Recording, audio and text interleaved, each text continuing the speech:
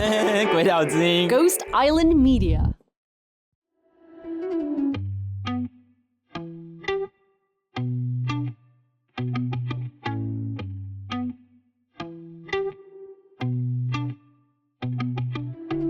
Welcome back to The Taiwan Take. I'm your host, Emily Waiwu. Today, I speak with Jonas Parello-Plesner, Executive Director of the Alliance of Democracies Foundation that's based in Copenhagen. Jonas is the author of the book, The Battle for Taiwan. Published initially in Danish in 2023, this was the first book on Taiwan for readers in Denmark. Jonas and I first met in Taipei when he was writing the book.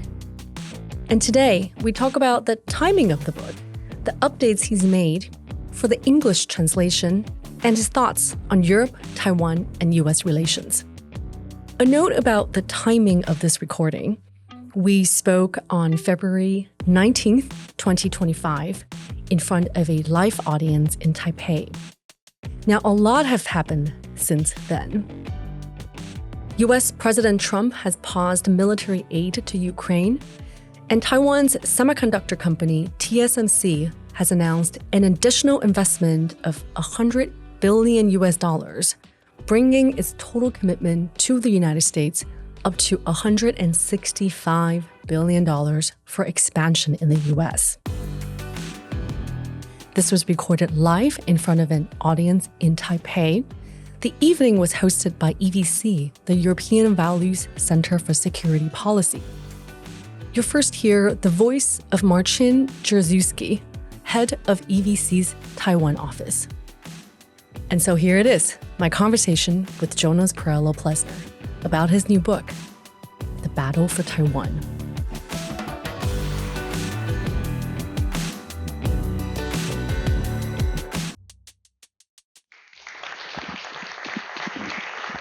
The great honor of welcoming to the Czech Hub in Taiwan tonight, Jonas Parello-Plesner and Emily Yu. Jonas wears so many hats that he could truly open a millinery, but importantly, he is the executive director of the Copenhagen-based Alliance of Democracies Foundation, which is led by the former NATO Secretary General Anders Fogh Rasmussen. The foundation seeks to advance democracy and strengthen the alliance between the world's democracies, including through their flagship Copenhagen Democracy Summit, which brings together speakers from around the world, including Taiwan. Jonas has experience as a diplomat, including serving in the foreign ministry during the transition from the Obama administration to the Trump administration, and has also made significant scholarly contributions, basing it upon his studies in France and the UK, as well as his native Denmark. Emily Yu is perhaps most famous for her brainchild, Ghost Island Media, a podcast production company she founded in 2019, which focuses on creating original audio programs in both Chinese and English. With a Taiwanese perspective, Emily's Ghost Island Media analyzes international issues while uncovering hidden stories, exploring controversial topics, and offering fresh viewpoints by platforming diverse voices. Having grown up in Taiwan, Emily pursued her studies in the US and later worked in news and film and media industries in Taipei, Hong Kong, Beijing, and Shanghai.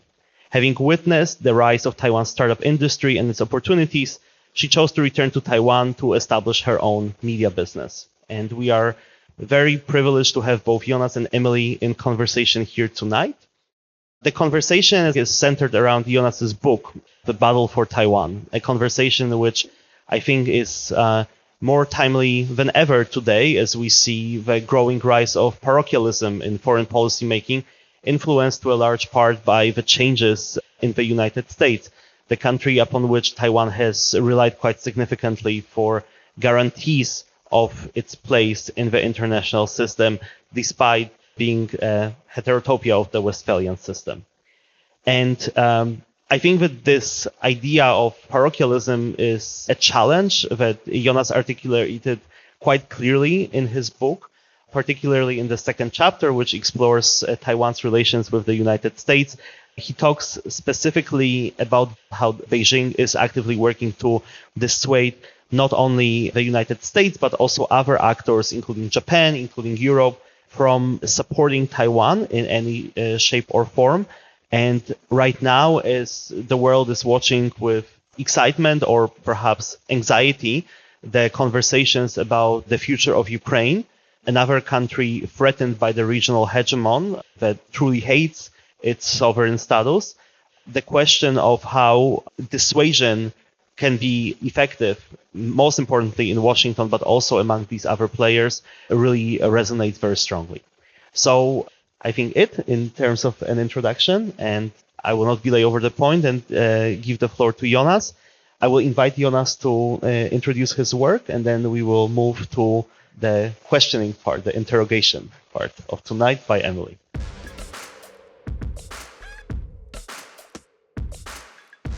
Thank you, Martin. And thanks a lot for you and also for Jakub Janda, who with your European Values Center that were part of inviting me here tonight.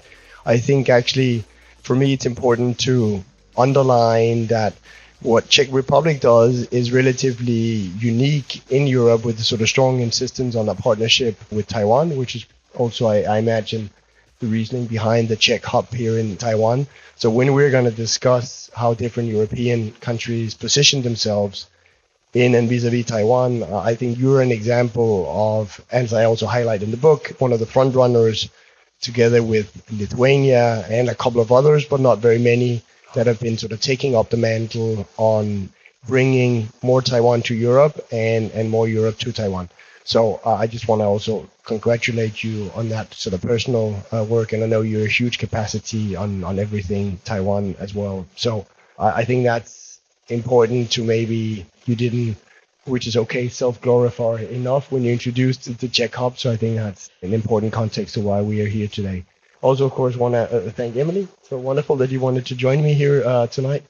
I did the research for this book back in early 2023, or I stayed out here for 3 months, and you were, I would say, really one of my faithful companions in that project. And we have a description where I use you as my guide to Taiwanese history, where we talk about Chiang Kai-shek, and it's some of your words I quote there on how he's interpreted as a Taiwanese today. And and I think that's maybe an important point about this book being launched here in Taiwan. It's about Taiwan, so I want it to be, and it is, with Taiwanese voices. So it's, of course, me who has written it, but in each and every chapter is inhabited by Taiwanese speakers that tell me about, and therefore tell the readers about, what Taiwan is, what Taiwanese resilience is in different areas. So I think that's also a really important part that I had wanted to bring to also a global audience, but of course to European readers as well, of trying to explain about Taiwan on Taiwan's own terms. So it's not sort of, when you also mentioned the geopolitical competition, treated as an object, but as Taiwan, where full of 23 million Taiwanese people with different ideas about their democracy, with different ideas about how to survive, how to stay resilient in a difficult world. So I think that was, for me, a really important kind of part of the book, and that's why it makes so much sense to be back here in Taipei and do the launch of it. So the genesis is I at first did a Danish version here, and which some might say, okay, that's a very small language edition. It is. It's also, of course, my own native country, and at that time didn't exist a single book, at least in Danish, that had the title Taiwan in it. So I also really thought there was something there missing. And then later last year, I translated, updated the book, and published it in a new English version, the one that we are looking at here today. So just to say, for me, that was also my own little Danish hub in Taiwan of sort of trying to bring a part of what's actually going on in Taiwan to Danish readers. And of course, the same with the English edition. So I think that's maybe just the intro I wanted to do, a little bit about why I did it and how it makes sense, because it's also a book that's tried to written in very simple language. It doesn't have footnotes. It doesn't have, I was in a debate in Denmark where I had, like you're sitting here, I had a Danish sinologist sitting next to me and then a Danish journalist over here. 3 times during the debate, the sinologist kind of picks up the book and he says, "It's a very easy read Jonas has made." And when he does it the 3rd time, I bit it. And then I said, okay, I know what you would like. It had been 500 pages, full of footnotes and so on, and then it would have been a good book. But that's just not what ordinary people want. And if you want to interest ordinary people in all goes on in Taiwan, you don't give them 500 pages and full of sort of sinologist footnotes. And so that's also really been my aim with it. Has been, this is a book that I try to make Taiwan understandable for ordinary people in first place in Denmark, in Europe, and kind of more broadly. So I hope read it in kind of that vein as well.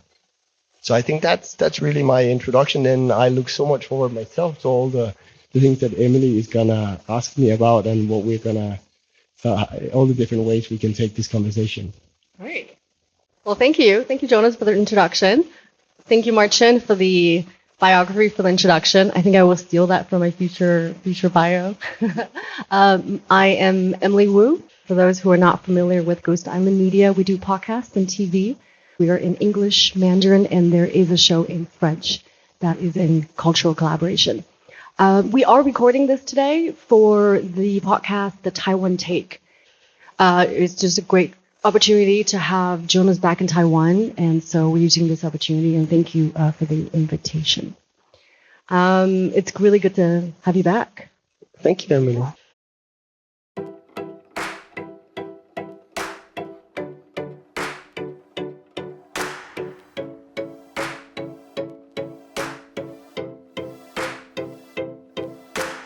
So you were preparing to write the book in 2022, and you came in 2023, spent for several months here. I just wanted to bring us all back to 2022 in the framework of when you were planning for this book. A lot has changed since then. 2022, the war on Ukraine. What just happened? True. No, it was very much that, even though I'd worked on Taiwan and China issues for years, but it was very much the Ukraine war that sparked me. It was, as the slogan was at that time, Ukraine today, Taiwan tomorrow. In Japan, they said Ukraine today, East Asia tomorrow. I mean, there's that whole feeling of this conflict coming back into our lives with an autocratic neighbor that attacks a smaller neighbor. A lot of bad similarities for Taiwan. And that was also what really prompted me to write the book. And the chapters about resilience are where I'm asking a lot of, like, Audrey Tang, then digital minister, about, for example, what lessons have you drawn from the war in Ukraine? How do you, for example, see Taiwan's resilience on cyber? What have kind of you learned? Actually, if I continue on that, she had some really interesting point, because she said what we need is full uninterrupted internet, and then international English coverage, and that she took from Ukraine, from seeing how the Kyiv Independent had sprouted up, and then from seeing how dependent the Ukrainians, of course, were on continued internet access. And they, of course, were at first lucky and got Elon Musk's Starlink system for free. Then they later found out that Elon Musk was not so much their friend. So already at that time, when I did the interview in Taiwan, there was a realization we should not be reliant on Elon Musk's Starlink system, which is, I think, a very prudent calculation, and also of having several providers so that Taiwan wouldn't be reliant on one provider as well. So it was very based on the sort of Ukraine war as the backdrop, and what sort of changes Taiwan also took in, and it continues to be the same today. We have the war going on. Unfortunately, we're in February now, here for the third year in a row, and we even have, quite depressingly, the US that seems to be ready to try to sell Ukraine out to the Russians as well. So it's, unfortunately, for the Ukrainians, an even more complicated picture. We'll talk more about the present days as well. And also, some of the Taiwanese voices you had in the book included Taiwanese soldiers who went to Ukraine to fight. In the summer of 2022, when then U.S. House Speaker Nancy Pelosi came to Taiwan, that really brought Taiwan to the international attention at another level, right? 2 years prior to that, Taiwan was known for its COVID response. So this is when you were writing this book, why was it necessary at the time, 2022, to write this book for the Danish audience? But then also, a year later, when you translated the English version, what was missing? What was the update that you spoke about? I think that, the initial idea was very much to direct it to European audiences and say, here are kind of the three arguments why Taiwan matters.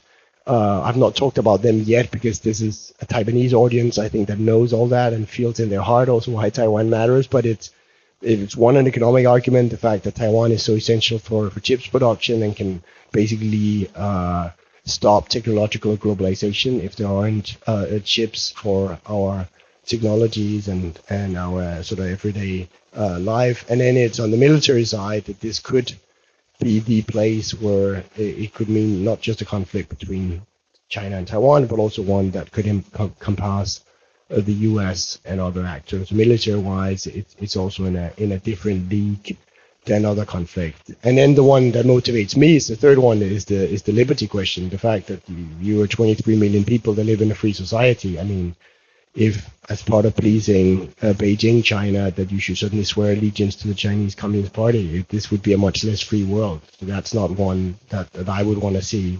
So that those are sort of the three reasons I give for Europeans really to be interested in first their wallet, then like their geopolitical compass, and then of course their values as well. Why is this important to you, even though Taiwan is situated 8,000 kilometers away from mainland Europe and is a relatively small island. So that's sort of the argument I've been making when I'm in Europe or in the US as well, because actually even though the US government has been very involved with Taiwan over many years, a lot of Americans have also very little clue about kind of Taiwan as well, more in depth. In this book and also in some of your writings over the years, you've been writing columns in foreign policy, in Politico, versus many more. A lot of your arguments has been to be in solidarity, work together, strike alliance, and have partnerships. This is, and including the work that you do at the Democracy Summit. Bringing it back to this book, tell us about some of the characters you met who really exemplified that, who really inspired you. Then I will probably start with chapter 4, which is my chapter on Taiwanese volunteer soldiers that fought in Ukraine. I think that was the chapter really was the most personally touching. It caught my attention when a Taiwanese soldier, Chen Guancheng, died on the front in November, the early November, in Donetsk in Ukraine, fighting as a volunteer soldier for the Ukrainian army, but have come there as a Taiwanese. And so there was something going on here that really interested me. So I followed his funeral when I was here, and then I started trying to track sort of similar colleagues that have taken a similar route over to Ukraine, and managed to then speak with several that had done and come back, luckily, in live to Taiwan. So one of them was Tony, another one was Jack, and Tony I had a most fascinating, very touching interview with, and we did it in a sort of mix with a Taiwanese friend. It wasn't you in that case, but who helped see me translate. So Tony didn't speak a word of course of Ukrainian. He didn't speak actually very little English. He'd never been outside Taiwan ever before, and he still managed to fly to Poland, get in over the border, sign up for the International Legion. First, do more kind of relief help, but then actually join the army as well. And so I asked him at some point, how does this all work out? I mean, you don't really speak the language. And then he just says, it's the most touching way. Well, if you come and you show compassion and solidarity, you don't need a language. And kind of the Ukrainians knew why I was there. And so for me, that exemplified so much of that sort of personal generosity and kind of willingness to help. And then Jack, I think, was interesting in a different way. He very much illustrated the whole geopolitical discussion by really saying, if I'm not there in Ukraine helping to stop Russia beat Ukraine, then basically Taiwan is kind of next on the dictator's menu. And so this is really fundamentally what I believe, and therefore that was his motivation for going to Ukraine to fight. I unfortunately think for him it was very taxing, so I think he suffers from some consequences from having been there. So it also shows this, of course, not something people do without potential huge personal consequences. And since I wrote that chapter, there's another Taiwanese, so I want to honor his memory as well, who've died fighting in Ukraine since. So there are still Taiwanese to this day that sort of take part in the fight on Ukraine's behalf. So that's why that chapter, I think, resonated a lot with me, because it showed this link that you can discuss in abstract about, is there a similarity between Ukraine and Taiwan? At least these young guys felt it in their bones. Compassion and solidarity don't need a language, he replies. Another person can feel when you help. I remember meeting Tony. He took out his phone and just started showing photos, right? I mean, he had documented his whole time in Ukraine on his phone. So that was basically a large part of the way we did the interview. Was I sat with his phone and kind of went through, and he had one which I described in the book as well, really, really scary small video where there's this unexploded ordnance just next to his trench. And so it's basically a Russian rocket of sort that hasn't exploded. And that was very personal for him. But and he also said the experience had made him, which he wasn't at all before, a little bit religious. That it didn't explode, and he made it out alive.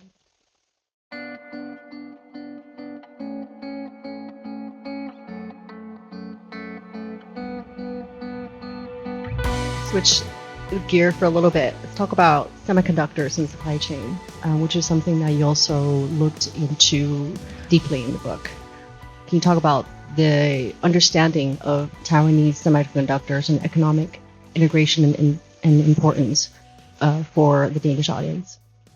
Yeah, that's where I felt, both in a Danish, broader European, even in the US again, when I've been out making presentations, there's still the least understanding that I typically often ask an audience, how many have heard of these four letters TSMC?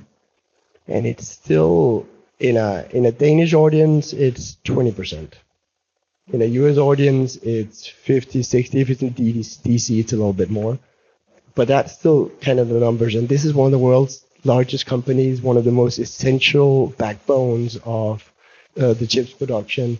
So I would say, even with Chip War, which is a much bigger book than mine, and with my small contribution, it's still a little bit surprising how much people don't know about the Taiwan chip story and how often it can keep being told. So I think that's one of my discoveries by doing this book, is that it feels like, for us, I think, that know about it, it feels like, okay, we've heard about it, we've heard about the Silicon Shield, we've heard about how important Taiwan is too, but I would say in general, that's for me, having this book also as a sort of enlightening education project as well, about telling people about Taiwan outside of Taiwan. This is actually one I keep coming back to, and one where I, again, as I say, I encounter the most sort of surprised by people are like, wow, okay. And when I mention some of the numbers for these are some of the Bloomberg estimates or Rhodium Group estimates for how much a conflict would impact the global economy and therefore also the Danish and the European economy, people are like, whoa, wow, okay, that's a lot. So I think that's one point that keeps bearing emphasis, even though, again, if you're Taiwanese and now we are doing this here in Taiwan, then it's a very well-known story. You published this in August 2023 was when the Danish version was published, and the English edition was printed in February next year. What updates did you have to make? I did some on Taiwan politics, so of course on Lai Ching-te. I think I published in April, so I sort of assumed that he was winning, even though it was in May. So there were some updates on kind of Taiwanese national politics. I think I started foreshadowing a little bit of Trump, but I did not at all start having any deeper analysis on what a fundamental change from Biden to Trump this would be. Mostly, I would say, on Taiwanese domestic politics, because that was changing, including with the result, which is new for you guys, of having a split system, you could say, with a president of one party and then the legislature being led by two other opposition parties, which, as a European, that's not for most of us that unusual. We've tried that a lot, and the The French have a word for it, cohabitation, and so on. And Danish politics is kind of only based on that. If some of you have watched Borgen, the TV series about Danish politics, it's all coalition politics. So we're sort of used to that. But I know in a Taiwanese reality, as also a relatively young democracy, the idea there of going beyond winner takes it all in elections and hey, we actually now have to cooperate is a new thing. And doesn't really look like it right now. I was maybe there being too Danish in my analysis as well. That might have been one of the things I would have wanted to change a little bit in that you would cooperate for the greater good of the country. And right now, when I see the defense budget being in play in the way it is, I'm in doubt about whether there is that will to sort of say, okay, we have party politics. Of course, we should disagree. That's the whole idea of having a multi-party democracy. But there are also some fundamental things like national security where we should sort of hopefully have a common stand. In the past several years, there's been more books about Taiwan than ever. It's a really good time for readers. And there are books like this, which is the first of a country. There's a whole new book about the relationship between Europe and Taiwan. I want to talk about what's happening now on the global stage and the way forward for Europe and US and how that impacts Taiwan. But the thing that shocked Earth was the new US administration and its changing relationship with Europe. Let's talk about Trump and US Vice President J.D. Vance as well from the recent Munich Security Conference. At the conference, when J.D. Vance did his speech, it was a clear deviation from the US position of the past. The US position that he stated was one that is not support and of alliance, but it was one of challenge. He challenged the room of multiple things, from migration to disinformation to censorship. Let's talk about this challenge that the US has now posed on Europe. From where you are operating, how might this affect Europe's fight of the good fight when it comes to Ukraine, when it comes to its response to China, which could have grave impact for those here in Taiwan? How might Europe respond now? Thanks, Emily. No, really good and pertinent questions for us Europeans, and I think we're all kind of grappling with it. The bad news is probably we knew it and we didn't prepare probably. I mean, Trump was saying these things as candidate Trump. He was saying it during the campaign. I kept personally having, when people asked me to do analysis, this Clint Eastwood Western analogy with the good, the bad, and the ugly, and saying a Ukraine deal could be kind of either of these. And we were, of course, trying to steer it towards the good, possibly end on the bad. And we're definitely at the ugly plus at the moment of like the way he's conducting it by going straight to Putin and basically putting pressure on Zelensky and only putting conditions on the Ukrainians. And now with his latest of saying, kind of, if I understand it correctly, the Ukrainians started the war, which is like so blatantly false that so that's of course quite against what any sane European want to achieve for Ukraine. Also, I mean, for us it matters because it's of course also it matters as a general principle in the world that you can't have a country attack another country and go sort of unpunished for it. That's a UN principle. But then it's also of course a question about European security, that you have a Putin that has a broader aim than Ukraine, which is basically rolling the European security order back to where it were towards the end of the Cold War, and he wants NATO to kind of roll back to its borders in sort of the 90s, and of course, so meaning that the Baltics are also part of this game plan of his. And right now, unfortunately, he's on a roll. He hasn't probably had a better partner than President Trump in the White House right now. So what should Europeans do? We should, of course, had already half a year ago started preparing for a scenario where the burden sharing in Ukraine is completely different. I know we in the Alliance of Democracies and other places did talk about this, but that doesn't necessarily mean that Europeans and military planners did it. And that was even a benign scenario where maybe we would be at a 70-30, where we'd still have the Americans in, but at a very much more reduced And now it looks like we will probably have to do this completely without the Americans, and even maybe in almost kind of opposition to them, which is a heavy lift for Europeans. But there's absolutely nothing else to do, because if we can't handle defending Ukraine and helping them, what signal is that for any Article 5 scenario? Article 5 is the article in the NATO treaty that says that one attack on one is an attack on all. And of course, if not that Ukraine is not in NATO right now, so they're not included on Article 5, but still it's a signal that if we can't muster enough military support and capacity for Ukraine's defense, how are we realistically gonna defeat the Russians in the Baltics? So it is a really kind of existential moment for Europe right now. Some of it we can be in shock and so on, and some of it is also where I say, okay, we should also have come a little bit more prepared. So as a European myself, I'm happy to see Macron call all the other leaders and bring them to Paris. I'm a little bit surprised that they didn't sit there with a battle plan that they had already decided in secret 3-4 months ago, of saying these are some of the things that we want to do. If it so happens that it's the version of Trump that comes out, sort of as I call it, the ugly deal, then these are the steps that we are going to take to show, okay, we can actually do a lot parts of this on our own, because we have the French, for example, that have been speaking for years about European strategic autonomy, a concept that's been not too easy for other non-Europeans to understand, but it meant more Europe on its own. Fine, now is the time where we have to do it, and we have to show it in practice, and we don't have a lot of time, so it's right now.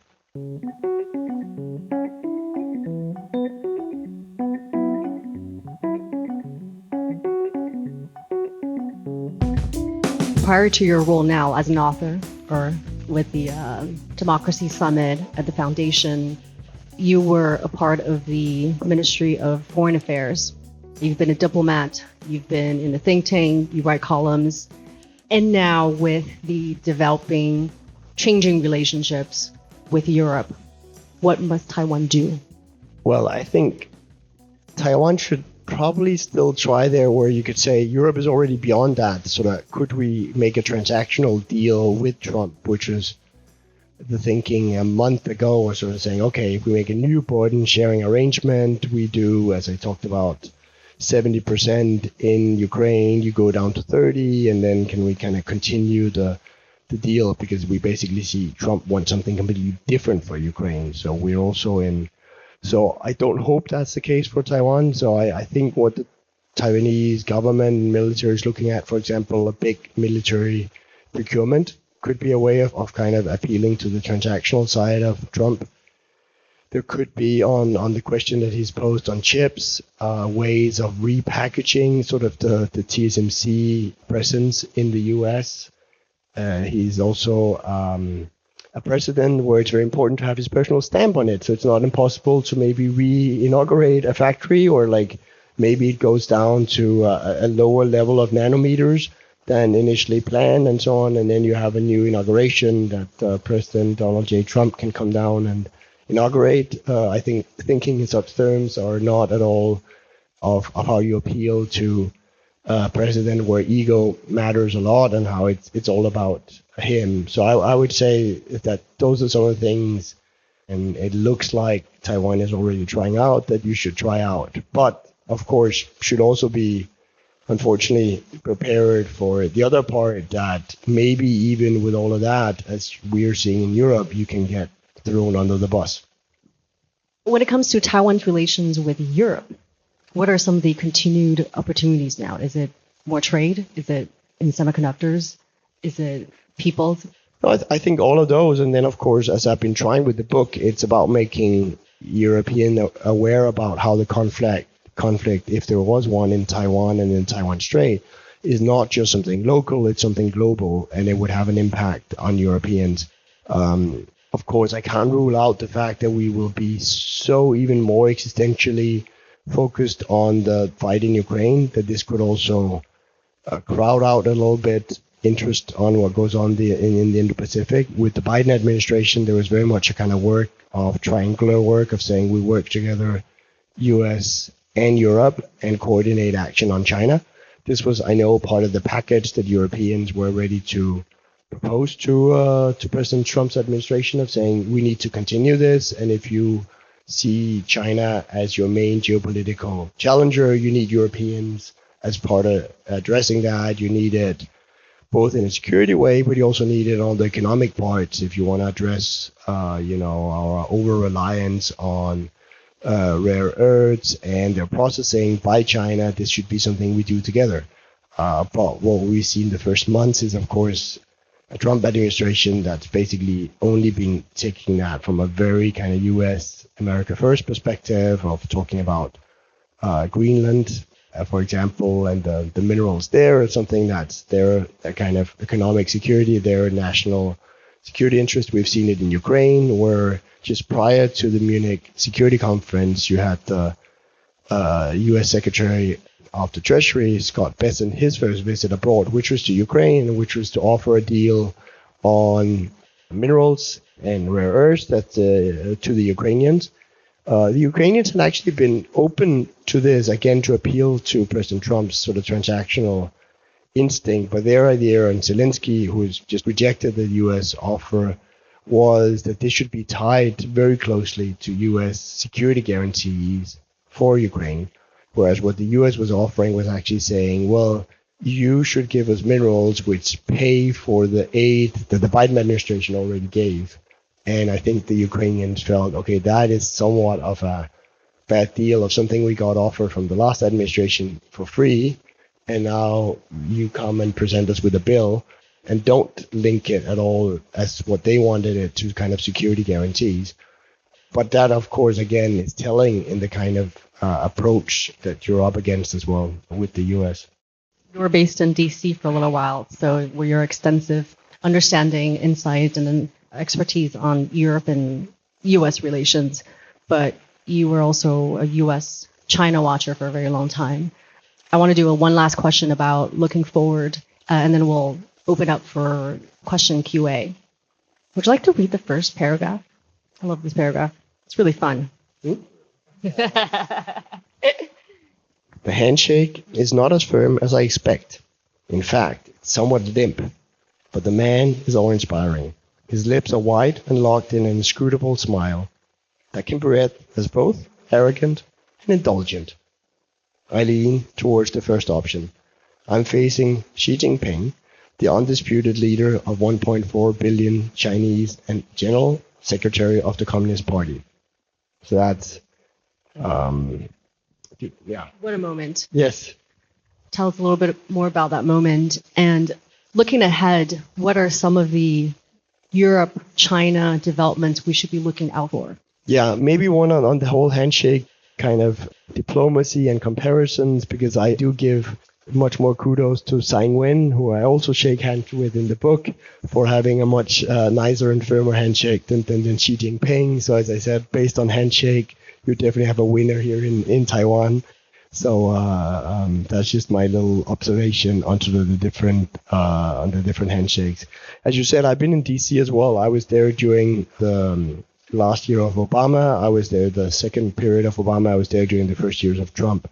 So actually this red tie that I took on mostly to flatter you Taiwanese of having Taiwanese colors all over was also the one I wore in the White House for a visit with the then Danish Prime Minister in March 2017 with President Trump in his first period. And I remember Trump kind of looked at the delegation, and my tie was like well-dressed delegation. So he also kind of liked the red tie. And I must admit, I thought I was very Trump smart in the first period. And even I, who've worked with this whole administration then for years, feel a little bit dumbfounded when I see kind of the America First combined with the territorial expansion. Also because as a Dane, as a member of the Kingdom of Denmark, we now see the sharp end of the spear is kind of pointing toward us and the whole question of Greenland, which we've always for decades seen as an asset in and an important part of the Kingdom of Denmark, but also as something when it came to the U.S. relations and relations with the kingdom. This was kind of beneficial that there was a U.S. base and there's been a huge presence all through the Cold War, taking part in joint security of Greenland. And right now, we of course have this whole question of I want to buy Greenland and how we deal with that. So that again, I must admit that even though I thought, and I've given some pointers on that earlier, of how you kind of appeal to Trump's both transactional instinct, how you appeal to the very personal instincts of what he kind of likes, but then there's also just the question of him being a much more powerful version at this time around, where he does not have what we in the last period called the adults in the room, sort of Republicans that joined the administration with the ambition of basically being brake pads for his kind of worst instincts and trying to kind of change policy in different ways. Here we clearly see that U.S. or that the people that join the administration, they join it to serve and implement Donald J. Trump's policy. So that's quite different from the first period. But now you actually asked me something completely different, which was Europe and China. But that Yes. tie, I think red, that is a great color that works in every country, really. Do you say the same thing when you're in China? I've not been to China since my last book in 2015, and our foundation, probably because of the work with Taiwan and with Hong Kong democracy activists, we are banned from entering China, which is actually maybe an important segue on EU-Taiwan relations, is that what you guys do, what we do, comes with difficulty. I mean, you get one shot by the Chinese government, then most of us, and particularly when you're in Washington, D.C., you say, oh, this is a badge of honor that we are kind of banned. But it does also, for example, mean that a lot of Danish companies that have huge business in China, they would never support the Copenhagen Democracy Summit publicly or even financially, which would be even better for us because they're worried about China. And I imagine that you would have some of the same things in Czech Republic as well. So in that sense, of course, China plays a big role in EU-Taiwan relations in the way that because of the Chinese market, because of the way the Chinese Communist Party uses the market access to put pressure on individual countries, put pressure on individual companies, it actually makes an impact. So when you do take a kind of value stand on Taiwan, as we've also done, we've done it since 2019 when we had Joseph Wu as then foreign minister who joined the summit in person. And of course, since then, we've been on the sort of the Chinese blacklist. And then we've had both Tsai Ing-wen and also Lai Ching-te speak virtually and address the summit. But again, it's not something that makes us extremely popular in Beijing. We find that it's a natural way of including Taiwan among the family of democracies. And if we didn't do that in an alliance of democracies, who else would? But I think it's important to underline that pressure from China that you experience it on so many other ways, also the military way that we haven't actually talked too much about tonight as well. At least for Europeans, it's part of the background is really the economic pressure of China using its economic clout to try to pressure countries, companies, and so on, and individuals to basically bend to the way China sees the world. And in that worldview, of course, Taiwan is an inalienable part of the Chinese motherland and so on. Family for democracy.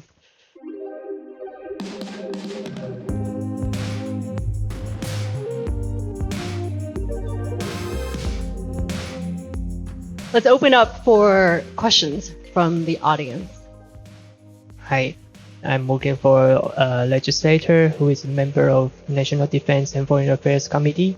And I have a question that how can Taiwan frame our rhetoric on semiconductor supply chain with United States to better align with President Trump's wish? He has said a lot of times that Taiwan took the chip industry from the United States. So how can Taiwan frame our rhetoric about this reality?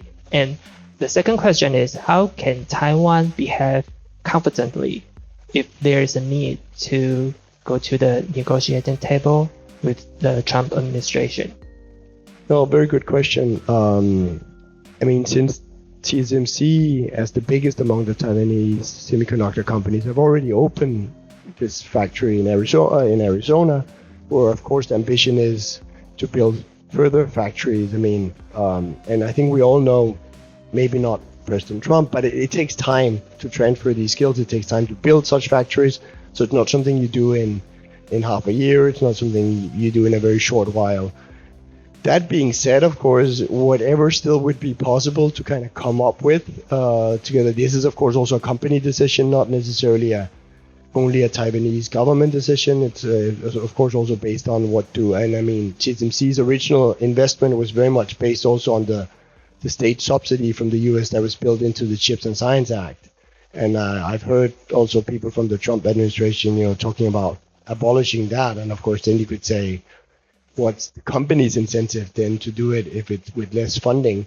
And the Taiwanese government could have a different incentive of saying, this is in our interest in order to build the relationship with the US. So you would kind of have to square, I think, those interests between business and between what's the government interest. And then, of course, as I said earlier, how much you could also make some of the existing, if there is a possibility to accelerate it, to then, of course, have that as a way of saying, hey, we're willing to do some of this faster and so on, and maybe with a lower nanometer that was possible. Some of these things could be part of presenting an economic package to and again, I would hope, I mean, I'm of course looking intensely also at the moment with all other Danes into how can we negotiate the situation around Greenland, and again, we also have that same US interest in the natural resources there, and I think both us and the Greenlanders have for years been open to the US would come with investments. So sometimes there's also some paradoxical in some of these demands, is that I think we would be very open to that in the same way as TSMC has already been open to investing in the US. But anyway, ways of accelerating it, ways of giving it a new personal touch, that's also part of, so it would become President Donald J. Trump initiative of how chips are made in larger degree in the US. And so I think those are some of the sort of components you would have to look at, and then potentially having to field more Taiwanese government money into it if it's commercially doesn't make sense in the same way any longer if it's without the Chips and Science Act, for example, as well, which is of course a difficult trade-off.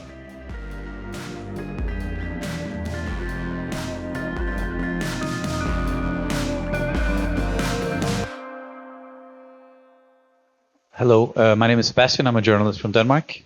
When you wrote The Battle for Taiwan in Danish, I think the then US government was quite ready mentally and capable of that battle. I think it's always been in doubt whether Europe would be ready for that battle should it come to pass, and now also with the uncertainty around what the US would do that you already talked about.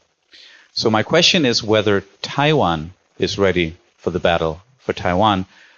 Some of the criticism that has been raised against Taiwan, both domestically and abroad, is, for instance, in terms of its military spending. I think it's about 2.5% right now. Some say it should be much closer to something like what Poland is spending or what Israel is spending on its defense.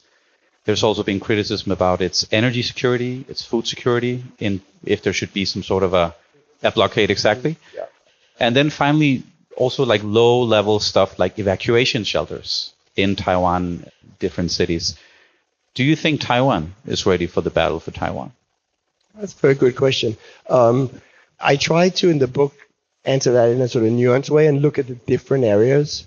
So military, cyber, economic, political, influence making, and many of these different sort of components, and get sort of different answers. I would say overall could probably be better prepared. I mean, the same way as you would say on a defense budget is just over 2%, saying this truth, it doesn't look like you feel existentially kind of under threat. On the other hand, I also think something else is happening in Taiwan, which is a lot of these civil society initiatives. So if you look at cyber defense, it's not just something that the government does. You also have this whole way of which Audrey Chang, the former digital minister, was a representative of the idea of radical transparency and saying we are giving a reply to being not Chinese, also in the way we do things. All her meetings, for example, were on the record in the administration, so which is really lucky for me with the book because I had forgotten to press play or record on my own recorder when I did the interview with her. And afterwards, like, bummer. But then she had an AI transcript of everything we had said. So I was very happy about it. The same with what, for example, Kuma Academy, what Forward Alliance does on trying to sort of make civil defense preparedness as part of it. So I think it's a mixed picture. It's the same with the question of asymmetric, which I think is what the Ukraine war is also underlined, that you actually can have a much smaller army that can defend against a much bigger army. So it's not. So I think the first lesson from the Ukraine war is positive for Taiwan is that, okay, it's actually possible, even though the other guy is 10 times bigger than you, that you can defend yourself. But you do need to think about ways you do that cost efficient. You do that with weapons. And there's an ongoing discussion about whether is Taiwan's response is asymmetric enough. I mean, the whole overall idea is to make Taiwan into this kind of porcupine that has enough strong sort of spikes so that each morning when Xi Jinping wakes up, he's like, what am I going to do today? And he says, like, not invade Taiwan. It still looks too complicated. So I think, and that's, of course, that overall cost calculus on the economic front, military, political.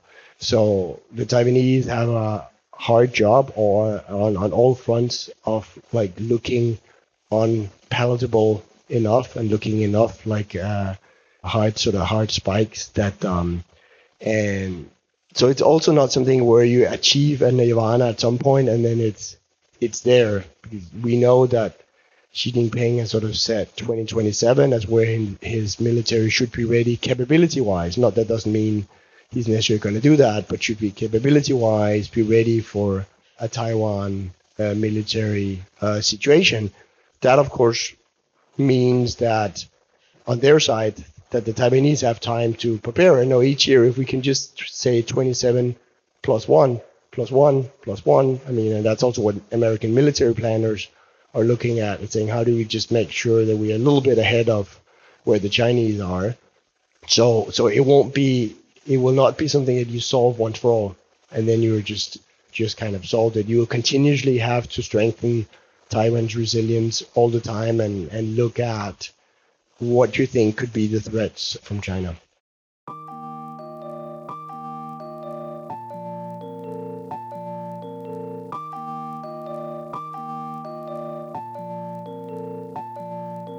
Good evening, Steve Chase calling from the Globe and Mail from Canada.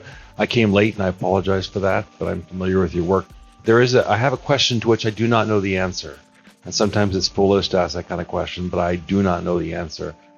We talk about threats from China, but I would like to ask you to address the question of what happens when the DPP runs out of steam and loses the presidency. The last example we have is Ma Ying-jeou, and if you talk to Ma Ying-jeou, I couldn't explain what his policy is towards China, but he talks about eventual unification. What happens if the Kuomintang gets back into power? What are the chances that there may be a negotiated deal or some kind of integrating trade deal, and it happens with a whimper as opposed to a bang? Well, thanks, Steve. That's a good question. I mean, I would say if we go back and look at the last Ma Ying-jeou period, the last time we had a KMT president-led Taiwan, you did see how that gave a trade agreement, not even that far-reaching as what you're outlining here, which is more like a sort of selling sovereignty and democracy and handing it over in Beijing, that met with the whole opposition that created the Sunflower Movement and led to that even a KMT majority-controlled parliament ended up rejecting that deal.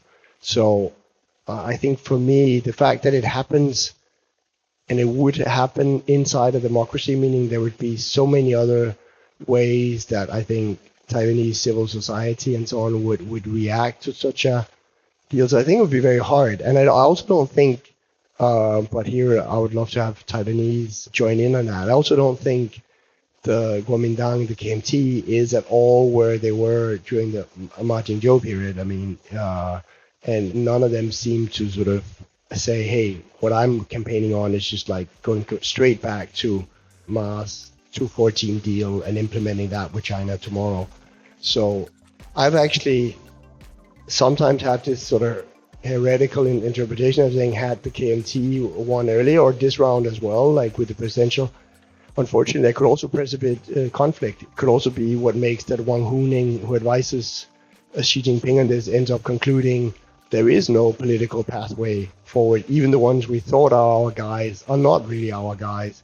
So I don't really see a pathway forward on the political. Right now, the fact that there hasn't been a KMT president for a while kind of keeps also the Chinese a little bit, okay, we're trying all the levers, we're putting military pressure, but we're also still hoping for kind of a political solution down the road. But I'm not even personally convinced that KMT would ever deliver that to the Chinese of just basically signing a peace surrender treaty.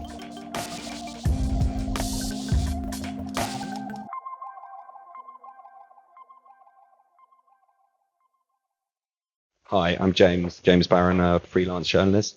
I enjoyed the anecdote about the eminent sinologist who was picking up your book and waving it around as if it wasn't of much heft. I'm wondering, I know from personal conversations, some with Martin, that in some European countries there's kind of divisions within academia, especially sinology, with kind of outmoded views of Taiwan. You also mentioned, looking at Taiwan as an object, which is a very common thing, not giving it agency, always defining it in terms of China or its relations with China. I'm wondering to what extent is there, if any, is there that kind of division within academia and perhaps also think tanks as well, where you have some of them kind of supporting this view of the old Cold War view of free China and the real China, so to speak. And on a related note, with, again, NGOs or political NGOs, last year, Andreas Fulda, the German scholar, he published a book which talked about kind of elite capture in Germany, not just of politicians, but of some of these NGOs that you mentioned yourself having to leave China. Some of the ones that are still there, so-called political NGOs, that in his view, they're not really worth, the paper they're written on, because to still set up shop in China, you have to toe the line. And somewhere along the line, you're receiving money or you're following orders, so to speak. I don't know how developed Denmark's NGOs and think tanks are in that way, or are there such divisions? And is it a battle to kind of overcome those outmoded views? No, those are really good questions. And I would say where I am now, some would probably describe as some sort of realist or hawk on China. It's not somewhere where I started out. In the zeros, I did village elections, and we, as a Danish official, we were trying to engage with China. And so I've also been part of that whole journey. And also, of course, the disillusionment when you gradually saw this is not changing anything. I mean, fundamentally, there's still the Communist Party that holds the power behind it all, and all of these elements of, not that I'm not of the school that there wasn't policy debates in the Chinese leadership. I think there were, and I think some of them wanted to be slightly more liberal than others, and there was a different space in China before Xi Jinping, who is completely taken over as a sole ruler, much closer to Mao than any of his other predecessors. So I end up concurring probably with what Andreas Fulda that I think you're quoting, that I also know well, that a lot of these things now don't make a lot of sense because you end up doing it so much on China and the Chinese Communist Party's terms. On the other hand, I also don't know what you then do with the world's second largest economy, and people want to try to study it, try to understand it. So it's because it's easy just to say, let's not have, and it's easy for me now to say because now I haven't been able to enter for a good number of years. But of course, I'm also on the personal belief that you best understand things by being there, speaking to people, and so on. So in that sense, I'm also a little bit sad that I can't go to China any longer. So I find that a dilemma. I mean, I don't have the kind of perfect solution to it, because a lot of the engagement now, ends up being really on Communist Party terms. On the other hand, if we completely cut off everything, we have a slightly similar dilemma in Europe with Russia.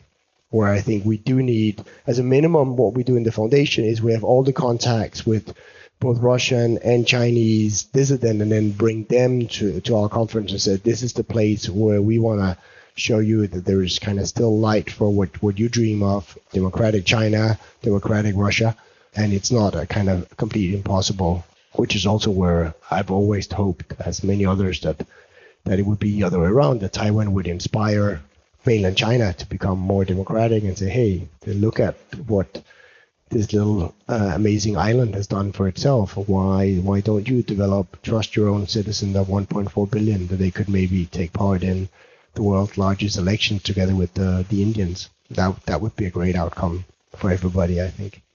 Thank you so much. Thank you so much, Jonas. Thank you so much for having us, Martin. Thank you all very much for joining us tonight for this program at the Czech Hub in Taiwan. I only have one last comment to leave you with some food for thought. So we talked about Greenland, we talked about Taiwan, and I believe that one issue that we encounter in conversations about Greenland and Trump's aspirations towards the takeover of Greenland is that American voices are centered, Danish voices are centered, but we forget about the perspective of the actual owners of Greenland, who are the indigenous people of Greenland. And this is an issue that should be voiced in the context of Taiwan as well, given that we often forget in the conversations where Taiwan is an object rather than a subject about the Austronesian people who have called Taiwan its home more than any of the empires who compete over it. So I will leave you with that, and please do stay connected to the European Values Center for Security Policy Taiwan office and the Czech Hub in Taiwan for future conversations and for more food for thought. Thank you.